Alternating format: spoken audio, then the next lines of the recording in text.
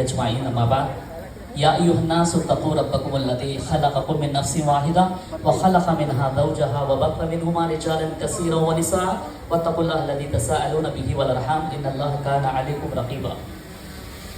वक़ाल नबी रसूलुल्लाह सल्लल्लाहु अलैहि वसल्लम अन्निकाहु मिन सुन्नती फमन रग़िबा अन सुन्नती అగోచరుడు, జీవిత సహచరి లేనివాడు, తల్లి తండ్రి కుమారుడు కుమార్తెలు అనే సంసారిక సుఖ దుఃఖాలు వర్తించని పరమ పవిత్రుడు అల్లాహ్ సృష్టి వ్యూహాన్ని రచించేవాడు, దాన్ని అమలుపరిచేవాడు, ఆపై దాని ప్రకారం రూపకల్పన చేసేవాడు.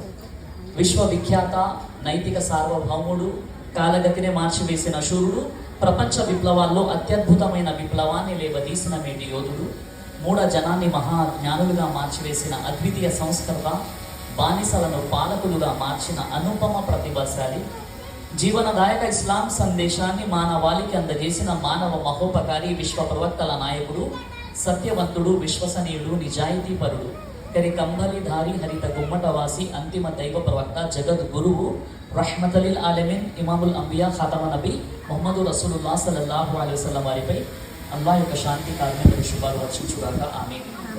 నేను ముందుగా తీసుకోకుండా లేదా ఎక్కువ డబ్బులు ఖర్చు పెట్టకుండా వివాహం ఎలా అవుతుందంటే ప్రవక్త కాలంలో ఎలా జరిగాయి, ఇస్లాంలో కండిషన్స్ ఏంటి, రూల్స్ ఏం చెప్పడం జరిగిందంటే 4 విషయాలు ఖచ్చితంగా ఉంటే వివాహం అయిపోతుంది ఇస్లాంలో. మొదటి విషయం ఏంటంటే ఈజా వ ఖుబూల్ అంటారు.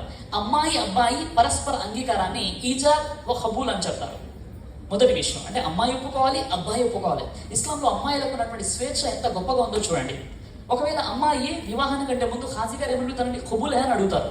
సిగ్నేచర్స్ కోసం వెళ్తారు కదా, అమ్మాయి దగ్గరికి అమ్మాయిని అడుగుతారు, నీకు ఇష్టమైన సమ్మతమైన ఖుబూల్ అని ఆమె సంతకం పెడితేనే వివాహం అవుతుంది. అంటే లాస్ట్ మూమెంట్ లో కూడా అమ్మాయి ఈ అబ్బాయి నాకు ఇష్టం లేదు అని చెప్పొచ్చు అనమాట. అలాంటి ఒక ఫ్రీడమ్ అల్హమ్దుల్లా స్త్రీకి అల్లాహ్ సుబ్హానహు వ తఆలా కల్పించాడు. ఇస్లాంలో అలాంటి అనుమతి అనేది ఉంది. దీనే ఈజా వ ఖుబూల్ అంటారు. మొదటి విషయం. రెండో విషయం ఏంటంటే వివాహం జరగడానికి అమ్మాయి తరపున వలి అనబడేవాడు ఉండాలి. వలి అంటే సంరక్షకుడు, తండ్రి ఒప్పుకోవాలి. తండ్రి లేని సమక్షంలో ఆ యొక్క అమ్మాయి యొక్క అన్న లేదా తమ్ముడు లేదా బాబాయి వీరు వలిగా ఉండాలి. ఇది రెండో విషయం, దీన్ని వలి అంటారు. మూడో విషయం 2 సాక్షులు ఉండాలి.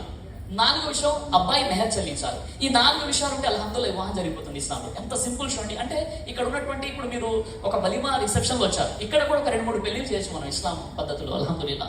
ఏంటి